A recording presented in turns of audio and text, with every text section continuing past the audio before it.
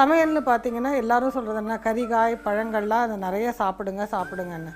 ஒரு காலகட்டத்தில் நான் யோசனை பண்ண ஆரம்பித்தேன், அந்த கறிகாய் பழத்துலேயும் எவ்வளோ நமக்கு சத்தாக சேரும், எவ்வளோ விஷமாக சேரும்னு பார்த்திங்கன்னா இன்றைக்கி தேதிக்கு ஒரு விஷத்தன்மையோடு கலந்த உரங்கள், அப்புறம் பூச்சிக்கொல்லி மருந்துகள் இதெல்லாம் தான் அவங்க போடுறாங்க. நம்ம வீட்டில் இருக்கிற 4 பேருக்கு நம்மளுக்கு கிடைக்கிற அளவுக்கு காய்கறியோ கீரையோ நமக்கு வளர்த்தா என்ன சொல்லிவிட்டு நான் என்னுடைய மாடி தோட்டத்துலேயே கறிகாய் கீரைகளெல்லாம் வளர்க்குறேன். இந்த காலத்தில் நான் என்ன பண்ணலான்னு போயிட்டு மேலே போய் பார்த்தேன், கீரை கொஞ்சம் தான் இருந்தது, அது கடையிறதுக்கு பத்தாத மாதிரி தோணுது. ஸோ அதை வச்சு நான் இப்போ கீரை சூப் பண்ண போகிறேன்.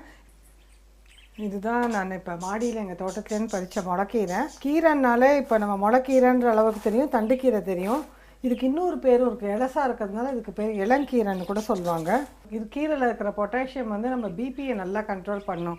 மெக்னீஷியம் சின்ன குழந்தைகளுக்கு பல், அப்புறம் எலும்பு, இது வளர்ச்சிக்கெல்லாம் அது ரொம்ப உபயோகமாக இருக்குது. இப்போ இதுக்கு என்னதான் கீரை நம்ம தோட்டத்திலே விளைச்சா கூட அதை நம்ம நல்லா கழுவணும். வேரை நல்லா கட் பண்ணிவிட்டு ஓடுற தண்ணியில் இந்த கீரையை நல்லா காமிச்சு அதை கழுவிட்டு அதை நறுக்கிட்டு ஒரு நாளும் கீரையை நம்ம கழுவக்கூடாது. ஏன்னா அப்போ அதோட சத்தெல்லாம் தண்ணியோடவே போயிடும். ஒரு 1.5 டம்ளர் தண்ணி ஊற்றிட்டு அதுக்கு மேலே அந்த கீரையை வைக்கணும். ஒரு முழு தக்காளியை எடுத்து இதில் போடணும், பொடி பொடியாக நறுக்கி போடணும். இது ஒரு மெடிசன் தான். இது ஆக்சுவலாக அது பூண்டை நம்ம ஸ்பைசஸ்ன்றே நம்ம நினைக்கக்கூடாது. அப்புறம் சீரகம் எவ்வளோக்கு சேர்றோமோ அவ்வளோக்கு ஜீரணத்துக்கும் அது ரொம்ப நல்லது. இது அப்படியே நம்ம மூடி போட்டு ஒரு 2 விசில் வர அளவுக்கு வச்சா போகிறோம். இப்போ நல்லா வெந்தெடுத்து ஒரு பாத்திரத்திலே வச்சு நல்லா அதை கடைஞ்சிடணும், நல்லா மேஷ் பண்ணிடணும்.